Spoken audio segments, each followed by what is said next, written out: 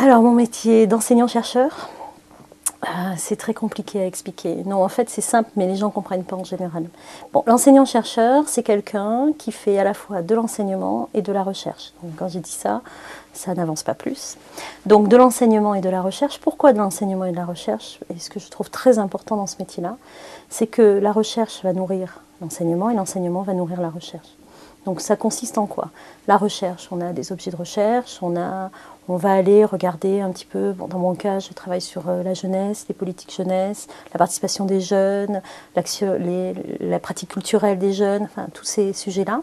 Donc j'ai une approche qui est ethnographique, donc je vais observer sur le terrain comment ça se passe, rencontrer les gens, vivre au milieu d'eux, et puis recueillir des données, essayer de comprendre ce qui se passe, comment ça fonctionne, et puis expliquer, analyser les fonctionnements, les interactions. Moi je travaille beaucoup sur les interactions, puisque je suis dans un mouvement qui s'appelle l'interactionnisme, et donc je travaille beaucoup sur les interactions.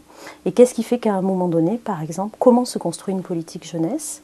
Au niveau d'une municipalité, j'ai été observer comment se construisait une politique jeunesse. Ça permet d'avoir des recueils de données, d'analyser, d'avoir des résultats. Ces résultats, ils servent à quoi? Parce que alors on se dit souvent, bon, les chercheurs, donc ils sont publiés, mais ils servent aussi à être rendus au terrain sous forme de conférences, de rencontres avec des élus pour expliquer aux élus quel est leur rôle dans ces interactions avec les jeunes. Parce que souvent, par exemple, dans ce cas bien précis, les élus n'ont pas conscience qu'ils ont une interaction avec les jeunes. Ils ont l'impression de répondre à des demandes de façon obligatoire, alors qu'en fait, il y a des interactions qui se jouent et que c'est parce qu'il y a des interactions avec les jeunes qu'une politique jeunesse se met en place. Voilà. Donc ça, c'est un exemple de recherche.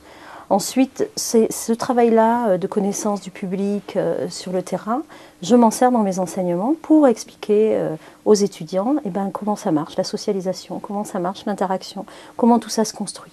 Et donc, tout ce que je trouve sur le terrain réalimente mes cours.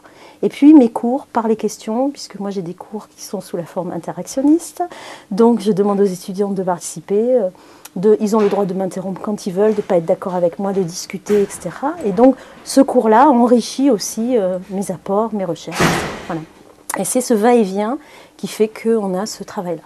Alors ça, c'est le beau côté. Alors après, évidemment, l'enseignant-chercheur a tout un tas doit assurer tout un tas de tâches administratives beaucoup moins drôles, mais c'est le principe de l'université, puisque l'université est gérée par les enseignants-chercheurs.